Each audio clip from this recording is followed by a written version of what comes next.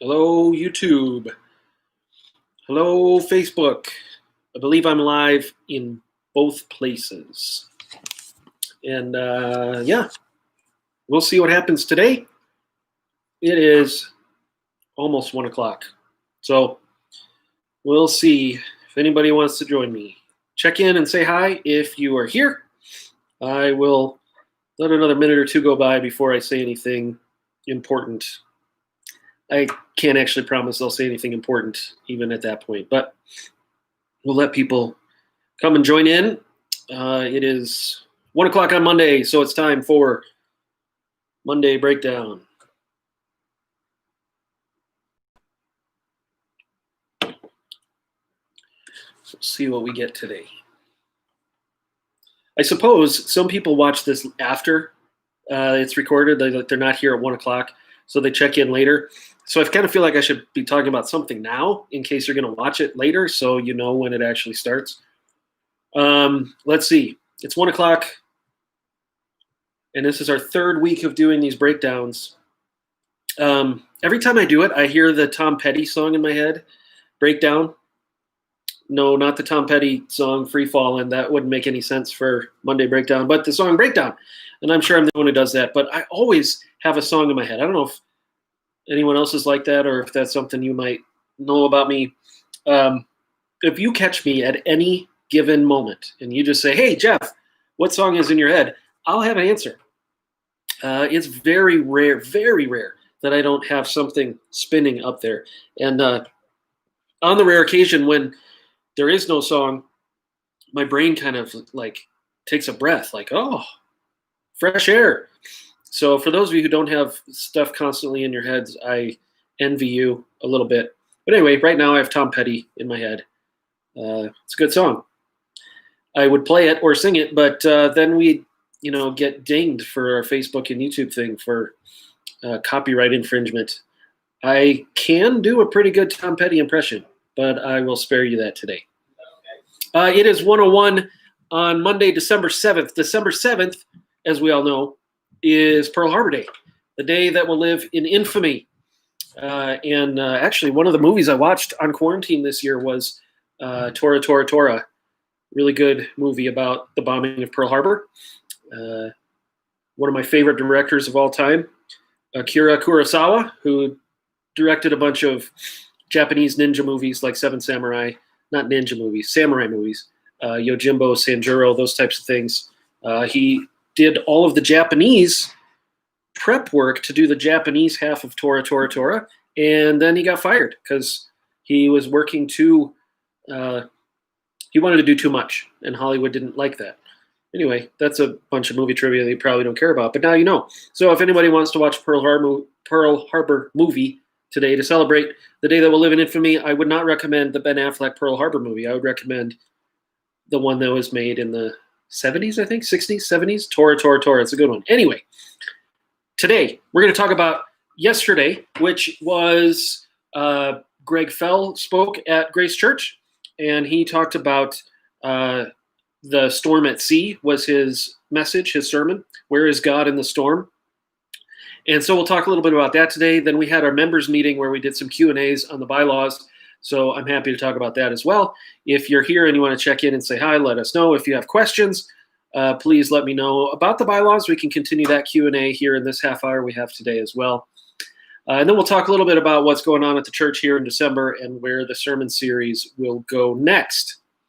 One of the things when Greg and I talked about him coming to preach, he because he's the district superintendent, he gets to preach in a lot of different churches, and he kind of goes, on any given Sunday, he's in one of the churches in our district preaching, which means he has 4, 5, 6 sermons just ready to roll in his back pocket.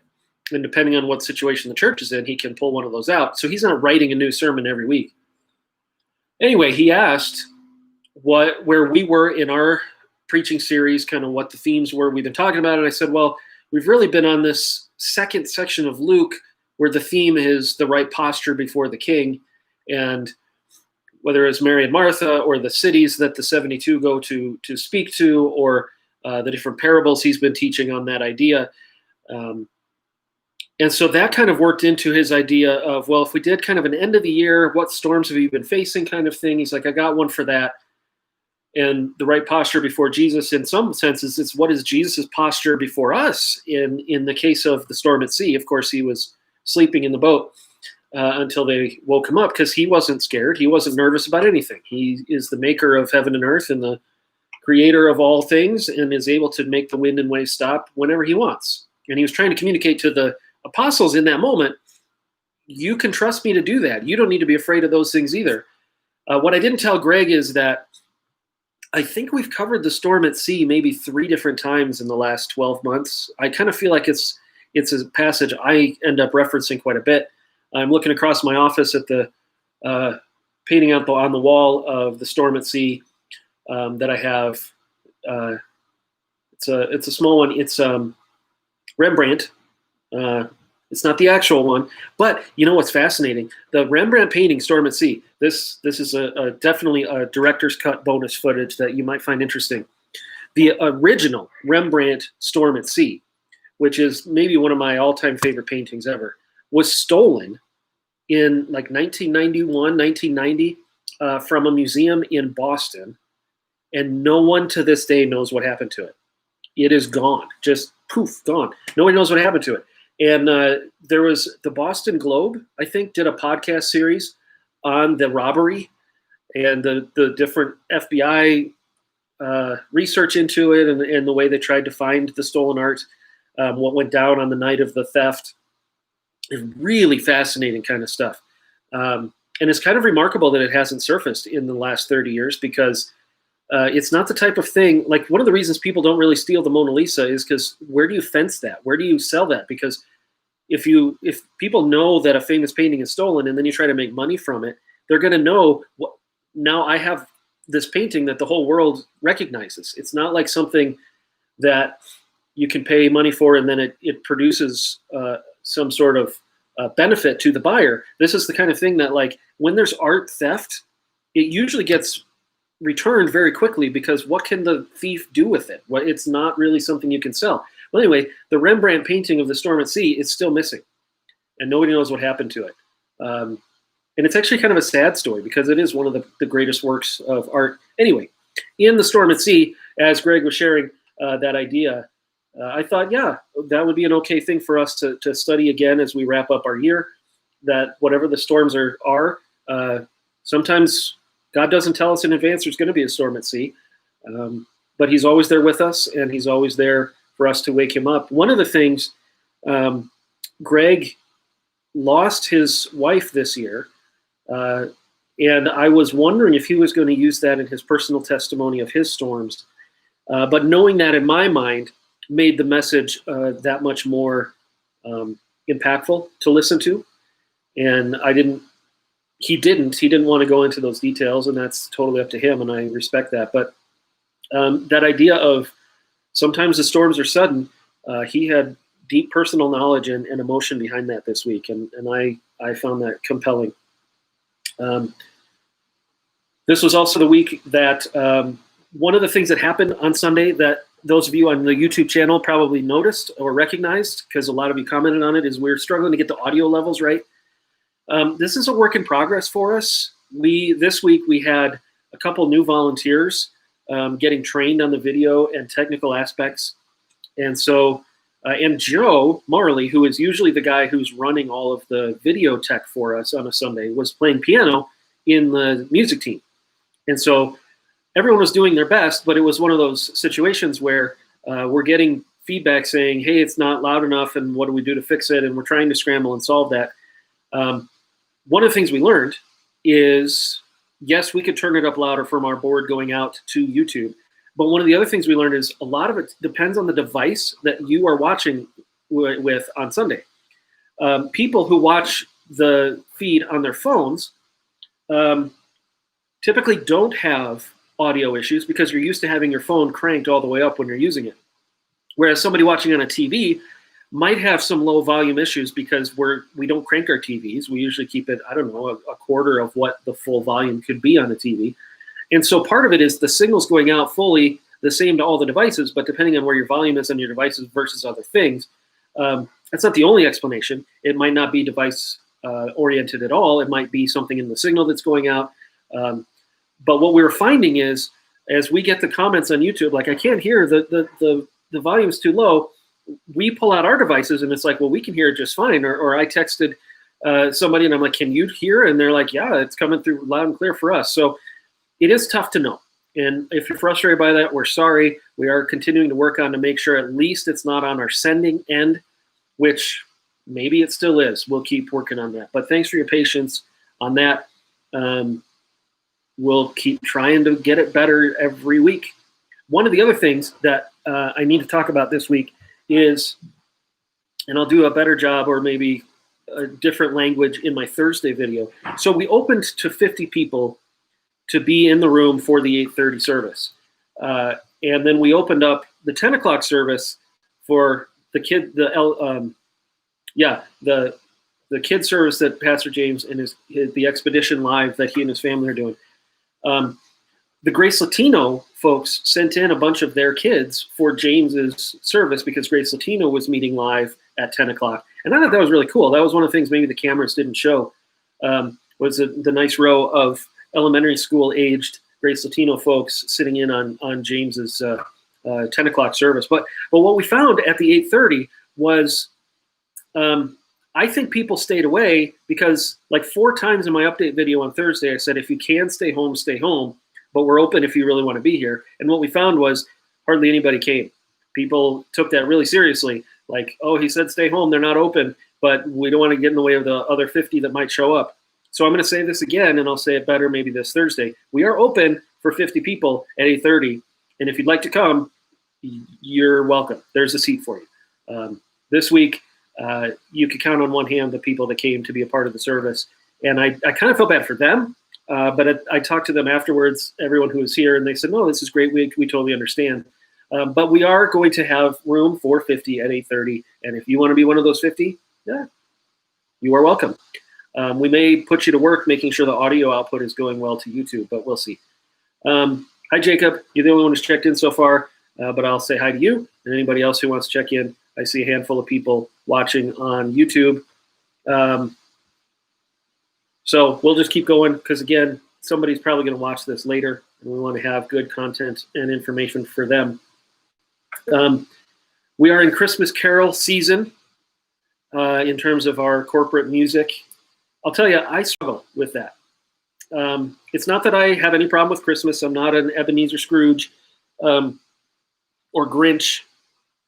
I think it's a lot of work for a little bit of sentimentality for me, but for other people, it's huge sentimentality and they love it. And obviously the message of the incarnation is always worth talking about. But like all the Christmas songs that take over corporate worship, I've always struggled with.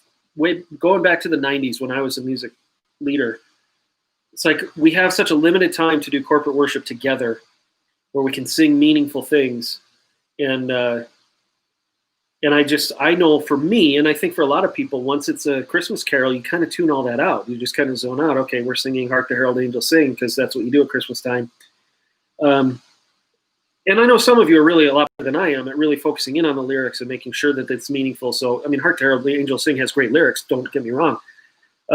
But it's always been a little weird for me because we sing songs that seem more sentimental than corporate worship.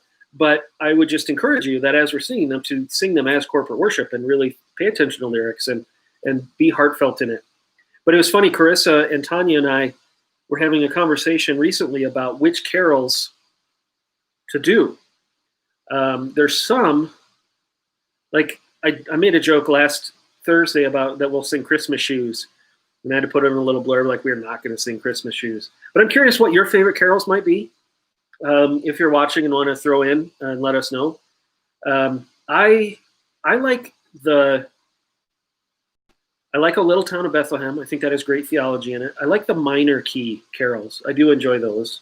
O Come, Emmanuel is another one of those. I like when there's some depth to it. You might not know this, but Joy to the World is not a Christmas song. It's a song about the return of Christ, not the first coming.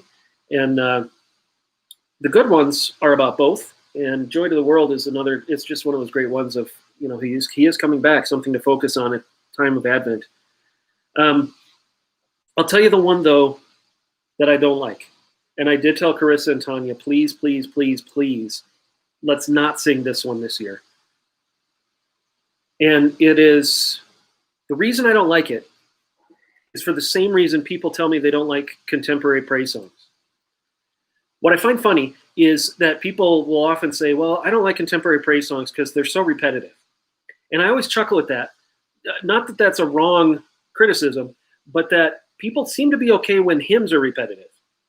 Like, do you know how many times you sing the words, "It is well," when we do the song, "It is well with my soul"? Do you know how many times we sing "How Great Thou Art" when we sing "How Great Thou Art"? Some of the hymns that we love are the most repetitive songs we know. And this Christmas Carol is the most repetitive song that we sing, and people love it, and I can't stand it. And that is the first Noel. Drives me crazy. So I begged Carissa and Tanya, said, please, let's not sing that one for corporate worship. Also, Noel in French, the main definition of Noel in French is Christmas Carol. It can also mean anything kind of Christmassy, but it specifically means a Christmas song, which makes sense in the context of the lyrics.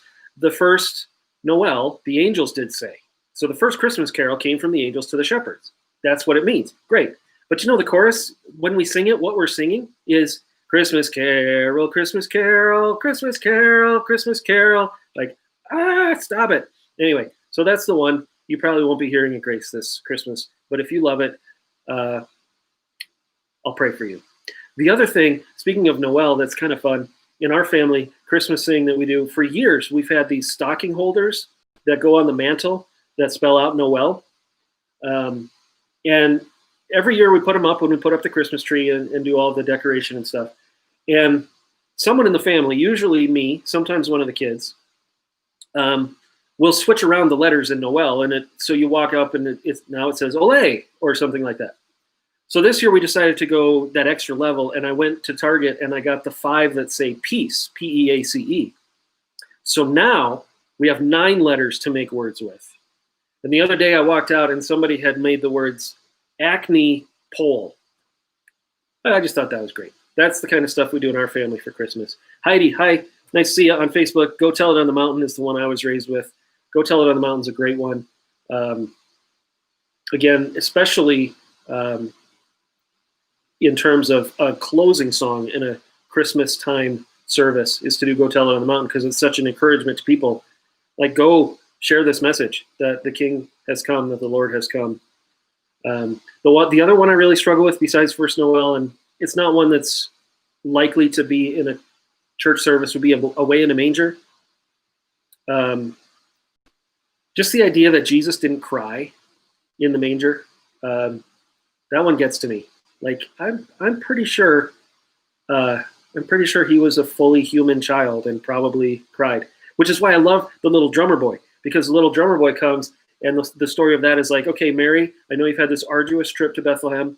I know that there was no room for you in the inn, so you had to be out here in the stable. I know you've had visitors all night. I know you just went through a painful labor process.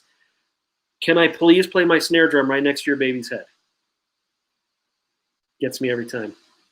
And of course, I'm a drummer, and so I do definitely plan on making that my gift to him on the new earth, is to be a musician and to be a drummer for him. And I enjoy when I get to do that now. But I do find it hilarious that it's, manger side for the little drummer boy. On this topic of Christmas stuff, what I want to say for the next 2 Sundays, the 13th and the 20th, I was thinking about what to preach. We had originally planned to go Luke all the way through up to Christmas Eve. But then with Thanksgiving, and we had the multi-ethnic bilingual service planned in November, and then Greg Fell coming in, thought, well, I have 2 weeks in December. It would be worth it to do a Christmas type of thing. And true confessions from a preacher who's been at this for a couple decades. It's tough to get excited about another Mary and Joseph sermon. It is. I know people love it, but I have to steel myself up to say, okay, we're going to talk about the wise men again, or we're going to talk about the shepherds again. One of the reasons I like to do the outer space illustration on Christmas Eve is because it keeps it energizing for me. But here's what I was thinking for these next 2 Sundays. What if, because Advent is really to prepare our hearts for his second coming, by reminding ourselves of his first coming. What if I did 2 Sundays on the return of Christ? Not so much the first arrival, and let's talk about, let's do Christmas from the donkey's point of view. Like, I'm not ever going to do that. What if we actually went to some of the return of Christ passages and dug into them over the next 2 Sundays? I think that could be kind of fun. So that's going to be the plan, and I hope it can be something fun. And maybe songs like Joy to the World would be very appropriate for that kind of thing. So you'll just have to pray for me as I pray for guidance to find those passages and figure out the best way to do that. If you didn't hear the announcement before, Christmas Eve, we are going to be releasing online a big musical service. And right now, Carissa and Tanya are recruiting some of the musicians and other performers. I think there might even be a dance involved, which would be kind of cool. I am going to do a brief message in there that will be my regular Christmas Eve message. And so that'll be on the video that goes out to everybody on the 24th. And if you want to come sing some Christmas carols, some Noels with us in the parking lot, we'll be doing that at 6 o'clock. And that'll be kind of, it'll just be a cappella. We're not going to set up a huge sound system out there. We might stand in a circle. And if there's 200 of us, that could be kind of fun. I don't know who will all be here. But we're going to try this bonfire thing that Pastor Matt's doing this Friday night. It's kind of our attempt to figure out how to do a bonfire we can all stand around. And so for Christmas Eve, we might have that going. But the idea is, if it's cold, it's cold. And we'll sing a couple songs and have the candles and pass around the candlelight for Silent Night. And that'll be really fun and special. And we wanted to make that happen, even though we're in this weird COVID stuff. So anyway, those are some of the thoughts. Mars asking the question, return of Christ like the millennium or when he comes to meet us in the clouds? See, you'll just have to come the next 2 Sundays to figure out the answer to that question. No, I am premillennial in the sense that when Jesus comes back, it is to reign on this earth for 1,000 years. And then at the end of the 1,000 years will be the final judgment. And then the new earth will be where we will reside for eternity. Maybe I'll just do a sermon on basic afterlife expectations. So it could be his return before the millennium, or we could be talking about the reign on the new earth forever, which, hey, that's like the Handel's Messiah. He shall reign forever, forever and ever. We won't sing that congregationally. I heard about a pastor who tried to pull that off, the Hallelujah chorus, just off the cuff with the congregation on a Christmas Eve. He was all fired up about the sermon. He's like, we should sing this. And he started in a key that was way too high. And that would be pretty interesting. There's an Easter song that does that too. Again, pulling the curtain back behind some of the things pastors talk about. So one of the things I've learned by somebody else doing it and hearing the bad stories is never try and pull off Handel's Messiah with the congregation off the cuff. Second thing is on Easter Sunday, the Keith Green song, the Easter song. Hear the bells ringing, they're singing that you can be born again. Awesome song. Does not work with the congregation. I'll tell you why. Because at the end, it's like, he's risen, hallelujah, he's risen, hallelujah, he's risen. And it just gets crazy high. And that's when you see people in the congregation's noses start to bleed, you probably are singing a song that's too high for them. So we won't be doing that. Anyway, those are some of the Christmas thoughts that we're doing heading into these last couple weeks.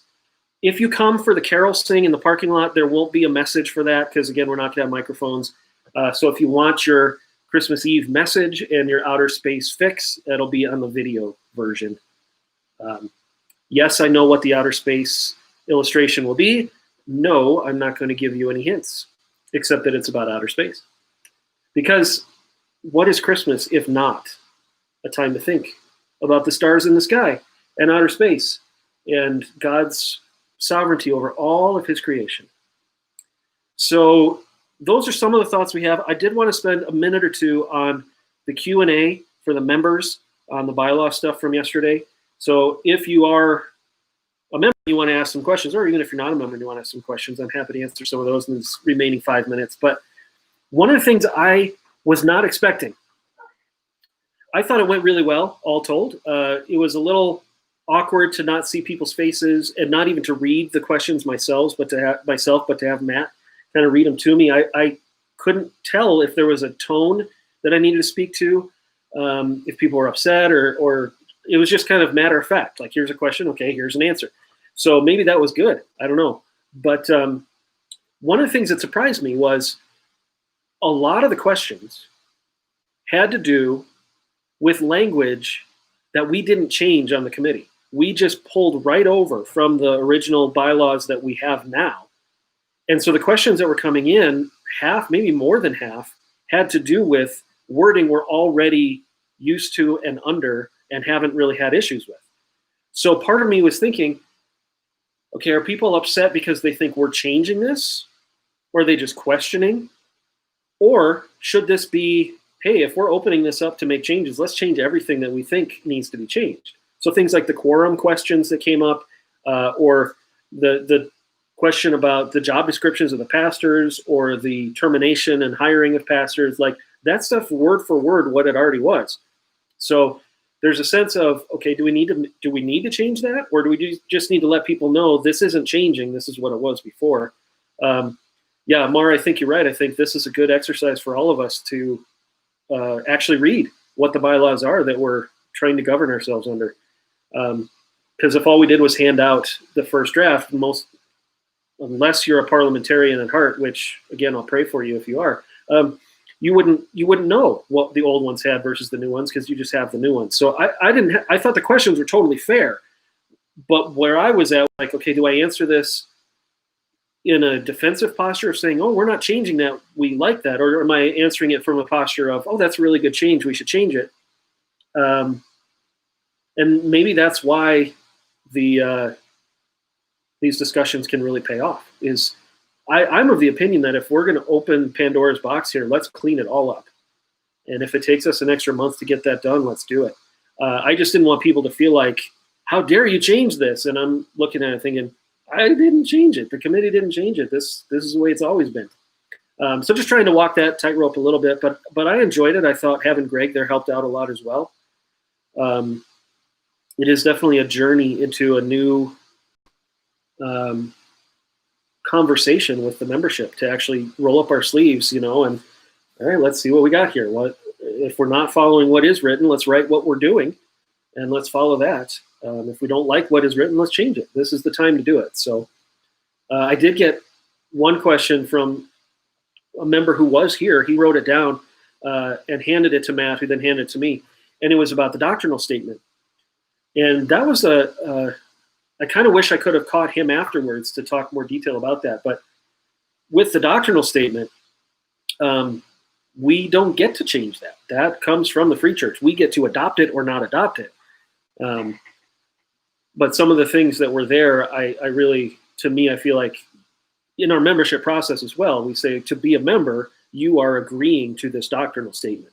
So I think that one's pretty safe. We're not intending to change that terribly or at all.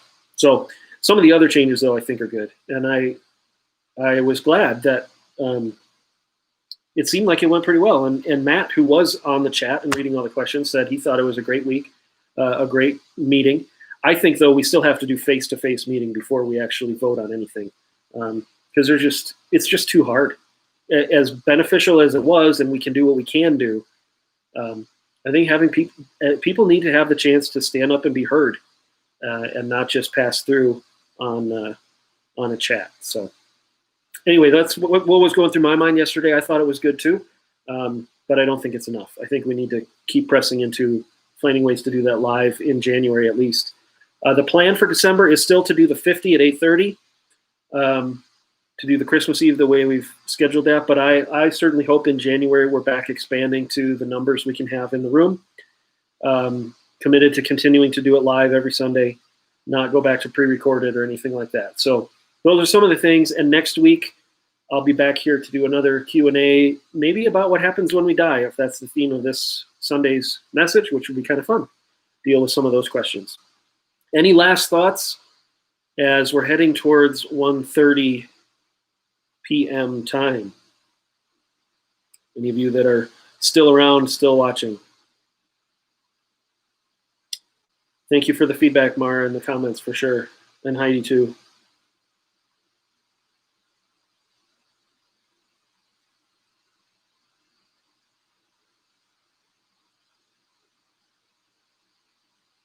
Okay, well, I will go through my old sermon files and see if I have good ideas for theology of the afterlife and the return of Christ, because that's what we'll be doing, and I think it'll be fun. And as I like to do when I teach on the return of Christ is maybe he'll come back in the middle of the sermon, which would be great. I think that would be, I'm not predicting he will, because once you predict he'll come back, then you know that he's coming back then, and he says nobody can know when he's coming back. But we'll have fun with that, and I think be an encouragement to people during this time. So thanks for checking in. Those of you who are watching it later, thanks for watching later. I'm going to wrap it up, and I'll be back Thursday with the regular weekly update and find out what news happens in our church this week to let you know about. This was fun. Thanks for letting me ramble. I'll see you next time.